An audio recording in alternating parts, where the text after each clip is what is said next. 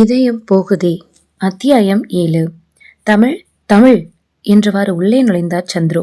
இதோ வரங்க என்றவாறு மாடியிலிருந்து கீழே இறங்கினார் தமிழ். கூடவே பொமேரியன் பிங்கியும் மாடிப்படிகளை தாவி தாவி இறங்கி வந்து சந்துருவை பார்த்து வாளை ஆட்டியபடி அவரது கால்களை உரசிக்கொண்டது. செல்லமாக அதன் முதுகை வருடி தொட்டு தட்டி கொடுத்து விலகினார் சந்துரு. என்னங்க இது இந்த நேரத்துல? இல்லம்மா, உங்ககிட்ட கொஞ்சம் பேசணும். என்ன பேசணும்? அதாம்மா, அந்த குணா பையனோட ஜாதகம் நம்ம அரசிக்கு ரொம்ப பொருந்துதான். என்னங்க இது? அதைத்தான் அன்னைக்கே வேண்டான்னு சொல்லிட்டேன்ல. இல்லைம்மா, 11 பொருத்தம் பொருந்தி இருக்காமா. 100ல் 1 தான் இப்படி பொருந்துமா. இதுக்கும் நம்ம அரசிக்கிட்ட கேட்போம். அவளுக்கு பிடிச்சிருந்தா பேசுறதுல உனக்கு என்ன கஷ்டம்? இதை பாருங்க, நம்ம அளவுக்கு இருந்தா பரவாயில்ல, இல்லை அதோட கொஞ்சம் கீழே இருந்தா கூட பரவாயில்ல. இது ரொம்ப பெரிய இடமா தெரியுது. ரொம்ப பெரிய இடத்துல இருக்கிற பசங்களுக்கு கண்ட பழக்கங்கள் அதிகமாக இருக்கும். அதையெல்லாம் மறைச்சிடுவாங்க. அதை நினச்சி தான் நான் பயந்து வேண்டாங்கிறேன். இல்லைம்மா, நான் நல்லா விசாரிச்சிட்டேன். பையன் ரொம்ப நல்ல டைப்மா. நம்ம குகனை கூட கேட்டு பாரு, அவனும் விசாரித்து நல்ல விதமாக தான் சொல்கிறான். கைகளை மார்புக்கு குறுக்காக கட்டி கொண்டு கணவனையே உறுத்து பார்த்தாள் தமிழ். என்னம்மா அப்படி பார்க்குற? இல்லை, உங்களுக்கு இந்த இடத்த ரொம்ப பிடிச்சி போச்சு போல இருக்கே. நல்ல இடம்னா பிடிக்கத்தானே செய்யும். ஏன்? தமிழ் நகர்ந்து ஊஞ்சலில் போய் அமர்ந்தாள். என்னம்மா என திரும்பி பார்த்த சந்துரு தமிழை காணாது அவள் ஊஞ்சலில் இருப்பதை பார்த்து அருகே சென்றார். தமிழ், எனக்கு என்னமோ நீ ரொம்ப யோசிக்கிறேன்னு தோணுது. எதுக்கும் ரொம்ப குழப்பமா இருந்தா அவனுக்கு பிடிச்சமான கடவுள் முருகன் கிட்ட பூவா தலையை போட்டு கேட்பல்ல, அப்படி போட்டு பார்த்துரு. உனக்கு பிடிச்சமான தலை விழுந்தா இந்த இடத்த பத்தி யோசிக்கலாம், இல்லைன்னா இதோட விட்டுடலாம். சரியா? எப்போ பார்த்துருவோமா? பார்த்துட்டு சரியில்லைன்னா இதை பற்றி பேசக்கூடாது. சரி சரி, அதே தான் உனக்கும். தலை விழுந்ததுன்னா நீ ஒத்துக்கணும். சரியா? சரிங்க, வரே வா என குதித்தார் சந்துரு. என்னங்க, இந்த இடத்த உங்களுக்கு அவ்வளோ பிடிச்சி போச்சா? பிடிச்சி போச்சாவா? இப்படி இடம் நம்ம மாதிரி மிடில் கிளாஸ்க்கு கிடைக்கணுமே. நம்ம அரசி ஏதோ புண்ணியம் பண்ணியிருக்கா. அதுதான் அவளுக்கு இப்படி ஒரு பெரிய இடமா அமைய இருக்கு. இப்போ நான் எதுக்கு வந்தேன் தெரியுமா? எதுக்காக? தரகர் கடைக்கே வந்துட்டாரு. உண்டா இல்லையான்னு சொல்லிடுங்க, இல்லைனா கையில் இன்னொரு இடம் நல்லா பொருந்திருக்கு, அதை கொண்டுட்டு போய் கொடுக்க போகிறேன் அப்படின்னு சொன்னார்.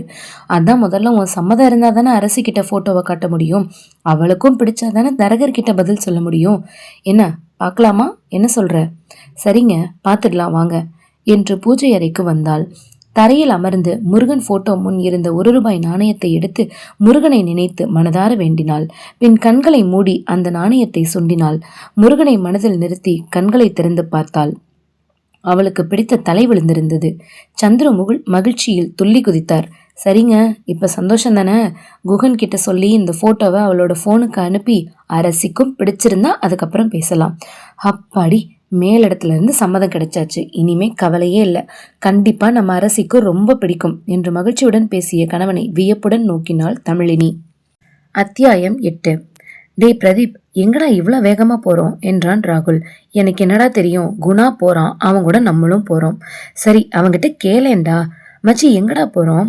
அந்த ஜுவல்லரி ஷாப்புக்கு எதிர்த்தாப்புல இருக்க ஐஸ்கிரீம் பார்லருக்கு போறோம். டே அங்க பாருடா என அலறினான் ஹரி.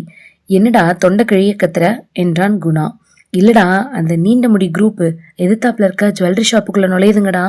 என்னடா சொல்ற? நிஜமா அந்த குரூப் தானா? நல்லா பாத்தியா? ஆமாடா, அதே 5 ஸ்டார்ஸ் தான். ஐஸ்கிரீம் பார்லர் முன்பு வண்டியை விட்டு இறங்கினர். டேய், நல்ல சந்தர்ப்பம் கிடைச்சிருக்கு, இதை நழுவ விட்டுறக்கூடாது. என்னடா மச்சி சொல்ற? இல்லடா, என்னோட மனசுல ஒரு திட்டம் இருக்குது. குணா, நீ என்ன சொல்ற? எல்லாம் செஞ்சு முடிச்சுட்டு சொல்றேன். ஹரி, நீ மட்டும் இங்கே இரு, நாங்க 3 பேரும் போயிட்டு வந்துடுறோம். என்ன மட்டும் விட்டுட்டு எங்கடா போறீங்க? இருமச்சி, வந்து சொல்றேன் என்ற குணா வாங்கடா என நண்பர்களை அழைத்து கொண்டு ஜுவல்லரி ஷாப்பை நோக்கி சென்றான். ஏய் குரல், நானும் திவ்யாவும் அடுத்த செக்ஷனுக்கு போய் பார்த்துட்டு வந்துடுறோம். நீங்க 3 பேரும் ரிங்கை பார்த்து செலக்ட் பண்ணுங்க என்றவாறு திவ்யாவுடன் உமா சென்றாள். குரல், ரிங்குக்கான பணத்தை நீ தானே வச்சிருக்க? பத்ரண்டி, நீ எதை செலக்ட் பண்ணாலும் எனக்கு ஓகே. நானும் மீனாவும் பக்கத்தில் இருக்க செப்பல் கடைக்கு போயிட்டு வந்துடுறோம் என்று கவியும் மீனாவை இழுத்து கொண்டு நடையை கட்ட, ஏய் நில்லுங்கடி, என்னடி இது? எல்லாரும் சேர்ந்து பார்க்கலான்னா என்னை மட்டும் தனியாக விட்டுட்டு எல்லாரும் நிலவு பார்க்குறீங்களே. நீயே உனக்கு பிடிச்சதை வாங்கிடுடா, அதையே ஷோபிக்கிட்ட கொடுத்துடலாம் என கெஞ்சிய தோழிகளை பார்த்து புன்முறுவல் பூத்த குரல், ஓகே, ஜஸ்ட் 10 மினிட்ஸ் தான், அதுக்குள்ளே வந்துடணும் சரியா என்றாள். ஓகே ஓகே என்றவர்கள் அவர்களும் நடையை கட்ட ரிங் செக்ஷனில் ஒவ்வொன்றாக எடுத்து பார்த்து தன் தோழிக்கு இதுதான் பிடிக்கும் என்றவாறு ஒரு கல் வைத்து சுற்றிலும் சின்ன வேலைப்பாடுகள் கூடிய ஒரு மோதிரத்தை தேர்ந்தெடுத்து பில் போடுங்க என்றவாறு தன் கைப்பையை திறந்தாள். அந்த விற்பனையாளர், மேடம், ஒரு நிமிஷத்துல செலக்ட் பண்ணிட்டீங்க என வியந்தான். பக்கத்தில் நின்றிருந்த ஒரு பெண்மணி அந்த ரிங்கை பார்ப்பது போல் பார்த்து கொண்டே இன்னொரு ரிங்கை கீழே தட்டிவிட சேல்ஸ்மேன் குனிந்து அதை எடுக்க அந்த நேரம் பணத்தை எண்ணிக்கொண்டிருந்த குரலின் கவனமும் திசை திரும்ப அந்த தருணத்தில் அந்த பெண் திறந்திருந்த குரலின் கைப்பையில் அந்த ரிங்கை போட்டுவிட்டு சென்றதை குரல் உட்பட யாருமே கவனிக்கவில்லை. கீழே விழுந்த ரிங்கை எடுத்து நிமிர்ந்த சேல்ஸ்மேன் பேக் பண்ண வேண்டிய ரிங்கை தேட ஆரம்பித்தான். அதை காணவில்லை. மேடம், நீங்க செலக்ட் பண்ண ரிங்க பாத்தீங்களா என்று சேல்ஸ்மேனை பதட்டத்துடன் பார்த்த குரல், என்ன சார் இது, நான் தான் அதை உங்ககிட்ட கொடுத்துட்டனே. இல்ல மேடம், அதை காணோம். நல்லா பாருங்க சார், அங்கதான் இருக்கும். இல்ல மேடம், காணோம். நீங்க அந்த பக்கம் கீழே பாருங்க. இந்த பக்கமும் இல்லையே. நீங்க எதுக்கும் உங்க கைப்பைய என்று சேல்ஸ்மேன் மென்று விழுங்க. என்ன சார் இது, என்ன திருடின்னு நினைச்சிங்களா என்று கடுப்பானால் குரல். இல்ல மேடம், ஞாபக மறதியா, இது என்ன இப்படி பேசுறீங்க என கத்தாதீங்க மேடம், ஓனர் வந்துட போறாரு. இதுக்கும் இன்னொரு வாட்டி நீங்க அந்த பக்கம் கீழே பாருங்க, நான் இந்த பக்கம் பாக்குறேன். அதற்குள் இங்க என்ன நடக்குது என்றவாறு உரிமையாளர் வந்துவிட்டார். சேல்ஸ்மேன் பயந்து கொண்டே கையை பிசைந்தவாறு நடந்ததை கூற, உங்க பக்கத்துல யாராவது நின்னாங்களா என ஓனர் கேட்க, நான் கவனிக்கலையே என்றாள் குரல். இப்போது அவர்கள் அருகில் ஒரு கூட்டம் சேர்ந்திருந்தது. இந்த பிரச்சனைக்கு காரணமான குணா கூட்டத்தோடு நடப்பதை வேடிக்கை பார்த்து கொண்டிருந்தான். எதுக்கும் உங்க பைய கொஞ்சம் பாருங்கம்மா என ஓனரும் சொல்ல குரலுக்கு கோபம் பொத்து கொண்டு வந்தது. என்ன சார் நினைச்சிட்டு இருக்கீங்க? அவரும் அதே தான் சொல்றாரு, நீங்களும் அதையே சொல்றீங்க. உங்க கடையோட சவகாசமே வேணாம், நான் வரேன் சார் என்று திரும்பியவளை, நில்லுமா, எனக்கு உன் மேலதான் டவுட்டா இருக்கு, உன் பைய காமிச்சிட்டு போ என்று கண்டிப்புடன் கூறினார் கடைக்காரர். சுட்டு விடுவது போல் பார்த்தாள். இந்தாங்க சார், நீங்களே பாருங்க என்றால் தன் பையை எடுத்து அவர் அருகே இருந்த மேசையில் வீசி எறிந்தாள். அந்த பையை எடுத்த சேல்ஸ்மேன் ஒவ்வொரு ஜிப்பாக திறந்து பார்த்தார். சைடு பையில் துளாவி விட்டு அந்த மோதிரத்தை வெளியே எடுத்தார். எங்கோ பார்த்தபடி அலட்சியமாக நின்று கொண்டிருந்தவளை பார்த்த ஓனர் அந்த மோதிரத்தை கையில் வாங்கி, இதுக்கு என்னம்மா சொல்ற என்றார் குரலை உயர்த்தி. திரும்பி பார்த்த குரல் அதிர்ச்சி அடைந்தாள். சார், இது என்னோட பைக்குள்ளையா? எப்படி சார்? எனக்கு ஒன்றும் தெரியாது. என்னம்மா, இவ்வளோ நேரம் என்ன ஆர்ப்பாட்டம் பண்ண, இப்போ எனக்கு ஒன்றும் தெரியாதுன்னு திருத்திருன்னு முழிக்கிற? உன்ன மாதிரி பொண்ணையெல்லாம் போலீஸ்கிட்ட தான் ஒப்படைக்கணும் என்றவர் தனது கைபேசியை எடுத்து பேசலானார். பக்கத்தில் நின்றிருந்தவர்கள், பார்க்க டீசெண்டா இருந்துட்டு திருடுறத பாரு என அவளை பார்த்து ஏளனம் செய்ய, இந்த பொழப்பு பழைக்கிறதுக்கு நாக்க பிடிங்கிட்டு சாகலாம் என ஒருவர் சொல்ல, தூ, இதுங்கெல்லாம் எங்க உருப்பட போகுதுங்க, இதுங்கெல்லாம் சாகாதுங்க, பெத்தவங்களை தான் சாகடிக்கும் என்று இன்னொருவர் சொல்ல குரலுக்கு கை கால்கள் எல்லாம் கிடுகிடு என நடுங்கியது. கண்கள் இரண்டிலும் கண்ணீர் கரகரவென விழிந்தது. இங்க என்ன நடக்கிறது? நான் திருடியா? தலை கிர்ரென சுழன்றது. அதற்குள் அங்கே போலீஸ் வரவழைக்கப்பட்டு ஜீப் வந்துவிட்டது. உள்ளே வந்த இன்ஸ்பெக்டரிடம் ஒரு ஓனர் குரலை காட்டி நடந்ததை சொல்ல குரல் கூனி குறுகி தலை கவிழ்ந்து நின்றாள். என்ன என்ன ஏது என்று பதறியபடி கூட்டத்தை விலகி கொண்டு வந்த தோழிகள், என்னடியாச்சு என்றவாறு குரலை சூழ்ந்து கொண்டனர். உமா, திவ்யா, நான் திருடல, சொல்லுகடி, நான் திருடல என்றவள் மடங்கி உட்கார்ந்து தன் தலையில் அடித்துக்கொண்டு அழ ஆரம்பித்தாள் குரல். அழாதடி, நாங்கெல்லாம் இருக்கோம், பார்த்துக்கலாம் என்றவாறு தோழியை அணைத்து கொண்டாள் உமா. திவ்யா இன்ஸ்பெக்டரை பார்த்து, சார், நாங்கெல்லாம் கௌரவமான குடும்பத்தை சேர்ந்த பொண்ணுங்க, அதுவும் இல்லாம நாங்கெல்லாம் மாசம் 40,000 50,000 சம்பாதிக்கிற பொண்ணுங்க சார். நாங்க ஏன் சார் இங்க போய் திருட போறோம்? தயவு செஞ்சு எங்களை விட்டுருங்க சார், ப்ளீஸ் சார், உங்களை வேண்டி கேட்டுக்கிறேன். சரிம்மா, அந்த பொண்ணை கூப்பிடு. அத்தியாயம் 9. அருகில் வந்த அந்த பெண்ணை பார்த்தவர், நீ நீ அன்னைக்கு போலீஸ் ஸ்டேஷனுக்கு வந்த பொண்ணு தானே? உன் பேரும் ஏதோ திருக்குறளா? சார், அவ பேரு குரல் சார். யா யா யா கடை உரிமையாளரிடம் திரும்பிய இன்ஸ்பெக்டர், சார், கண்டிப்பா இவங்க உங்க கடையில திருடி இருக்க வாய்ப்பே இல்லை என்றார். எப்படி நீங்க இவ்வளோ உறுதியா சொல்றீங்க சார்? ஒரு 10-12 நாள் இருக்கும், அப்ப எங்களுடைய போலீஸ் ஸ்டேஷனுக்கு இந்த பொண்ணு வந்தா. சார், இந்த பேகு கீழே கிடந்தது அப்படின்னு கொடுத்தா. சரி, திறந்து பார்க்கலாமேன்னு திறந்து பார்த்தா உள்ள 1,00,000 ரூபாய் நோட்டு கட்டு இருந்துச்சு. தொலைந்தவர்கள் வந்திருக்கலான்னு தான் நான் காவல் நிலையத்துக்கே வந்துட்டேன். சார், யாராவது இப்படி பைய தேடி வந்தாங்களா அப்படின்னு கேட்டா. அப்படி யாரும் இது வரைக்கும் வரலன்னு சொன்னேன்.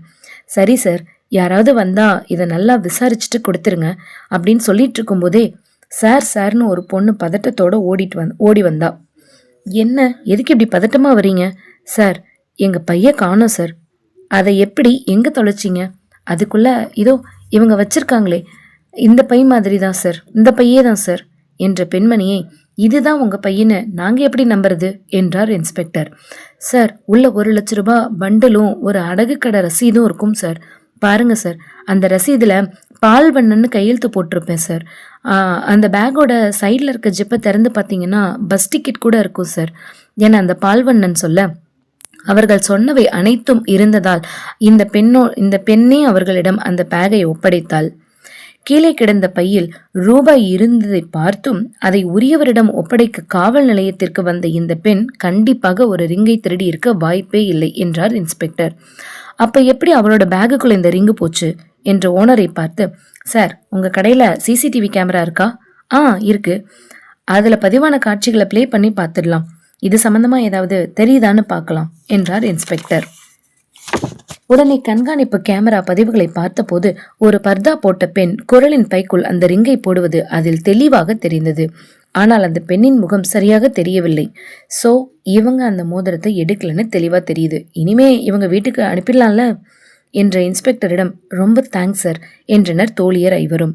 சார், இந்த நேரத்துல நீங்க மட்டும் வரலன்னா என் மானமே போயிருக்கும் சார். மானம் போனதுக்கு அப்புறம் உயிரோடு இருந்து என்ன சார் பிரயோஜனம்? குரல், ஏன் இப்படி பேசுற?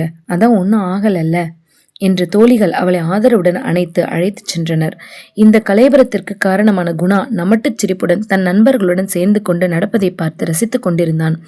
இடையில வந்த இன்ஸ்பெக்டர் ஸ்டேஷனுக்கு கூட்டிட்டு போவாருன்னு பார்த்தா ஏதோ ஒரு கதையை சொல்லி விட்டுட்டு போயிட்டாரேடா என தன் காலை தரையில் உதைத்தான். டேய் பாவண்டா, அந்த பொண்ணு நீதான் மாட்டி வச்சியா? பாவமா? அவளா? எப்படி ஆணவமா அன்னைக்கு எங்க அப்பாவை பத்தி சொன்னதை கேட்டல்ல? டேய், அது நார்மலா வந்த வார்த்தைடா.